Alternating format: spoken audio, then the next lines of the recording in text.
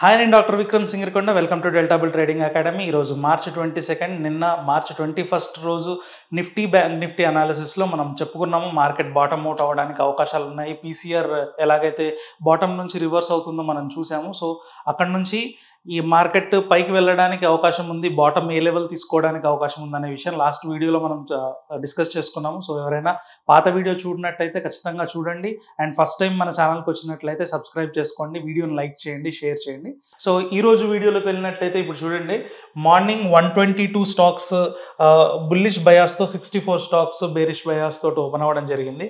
And మార్కెట్లో sector wise చూసుకున్నట్లయితే almost అన్ని సెక్టార్స్ కూడా మనకి పాజిటివ్ వైపు కాంట్రిబ్యూట్ చేయడం గమనించవచ్చు.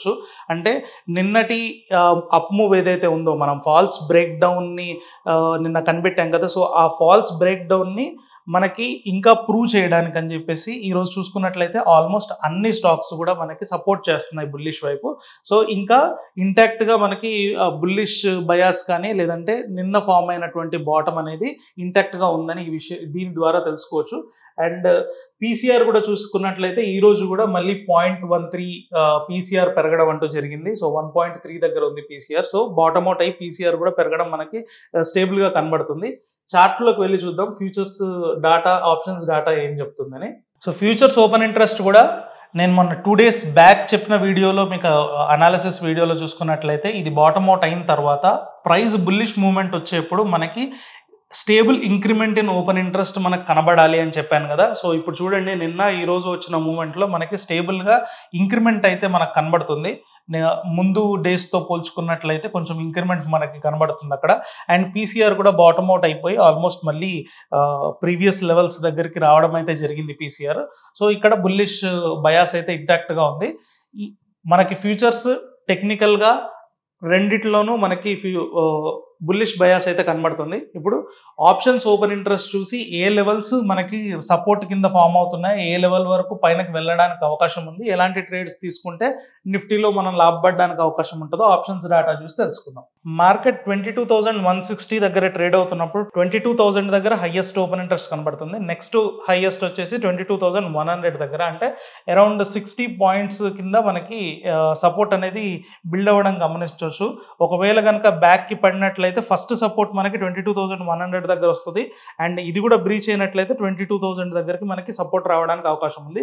అదే అప్పర్ సైడ్ చూసుకున్నారనుకోండి, పెద్ద ఇంక్రిమెంట్స్ మనకి పైన కాల్స్ వైపులో కనబడట్లేదు. డైరెక్ట్ హైయెస్ట్ వచ్చేసి మనకి 22,500 దగ్గర కనబడుతుంది. కాబట్టి రేపటి మార్కెట్కి చూసుకున్నట్లయితే 22,500 స్ట్రైక్ అనేది, కాల్ ఆప్షన్ అనేది ఈ పాయింట్లో మనకి రెసిస్టెన్స్ కింద ఫామ్ అవ్వడానికి అవకాశం ఉంటుంది. 22,100 అనేది సపోర్ట్ కింద తీసుకోవడానికి అవకాశం ఉంటుంది. కాబట్టి ఎవరైనా రేపటి కోసం అని ట్రేడ్ చేయాలనుకుంటే 22,100 పుట్టుని అమ్మేసి 22,100 పుట్టుని అమ్మేసి 22,000 పుట్టుని కొని బుల్ పుట్ స్ప్రెడ్ చేయొచ్చు.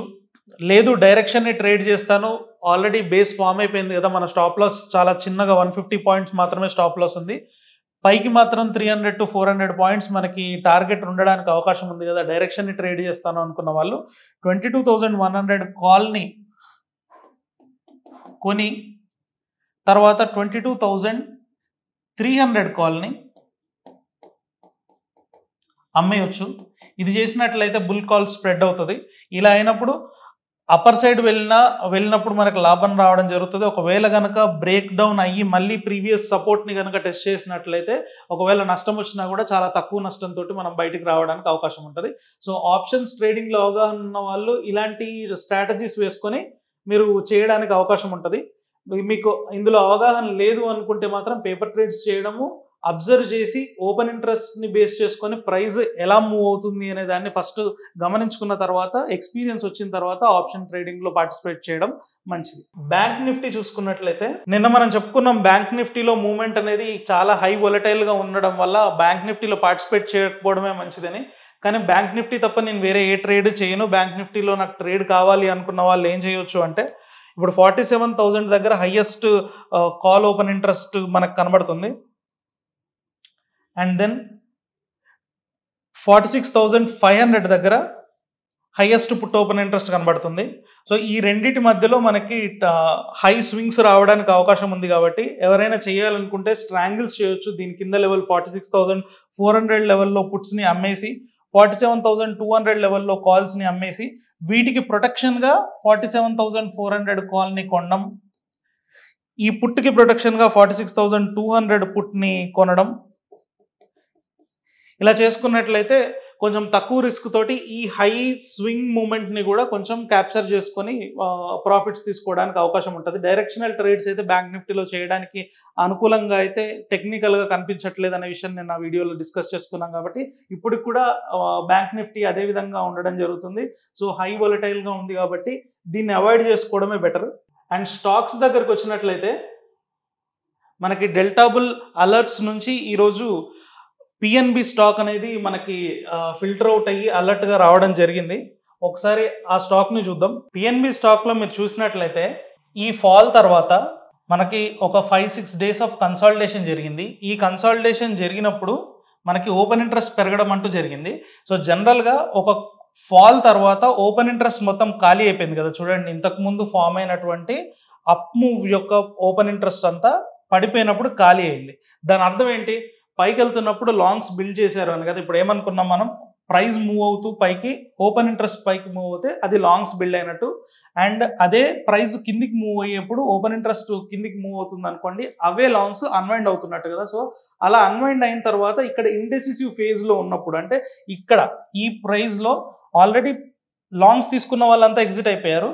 ఈ ప్రైస్ దగ్గర ఏం జరుగుతుంది అనే కన్సాలిడేషన్ జరుగుతున్నప్పుడు, అంటే ఇండెసిసివ్నెస్ ఇటు కిందికి వెళ్తుందా పైకి వెళ్తుందా అనేది తెలియనప్పుడు మనకి మంచి స్టేబుల్గా ఓపెన్ ఇంట్రెస్ట్ అయితే బిల్డ్ అవ్వడం జరిగింది. సో ఈ open interest short side build అయిందా లాంగ్ సైడ్ బిల్డ్ అయిందా మనకి ఎప్పుడు తెలుస్తుంది అంటే అది బ్రేక్అవుటో లేదంటే బ్రేక్ డౌనో జరిగినప్పుడు మాత్రమే తెలుస్తుంది.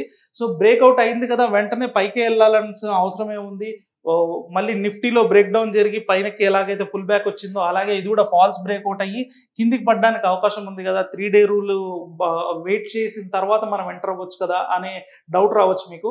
సో అది కూడా నిజమే, అలా కూడా జరగడానికి అవకాశం ఉంటుంది. బ్రేక్అవుట్ అయిన తర్వాత అది ఫాల్స్ బ్రేక్అవుట్ అయ్యి మళ్ళీ కిందికి పడిపోవడానికి అవకాశం ఉంది. ఎందుకంటే ఇక్కడ బిల్డ్ అయినవి ఏంటి, కన్సాలిడేషన్లో అప్ మూవ్ వచ్చినటువంటి ఓపెన్ ఇంట్రెస్ట్ లాంగ్స్ కింద కన్సిడర్ చేయాలా షార్ట్ కింద కన్సిడర్ చేయాలనేది మూమెంట్ అయిపోయే వరకు మనకు తెలియదు కాబట్టి ఇక్కడ మనకి డౌట్ రావడానికి అవకాశం ఉంటుంది.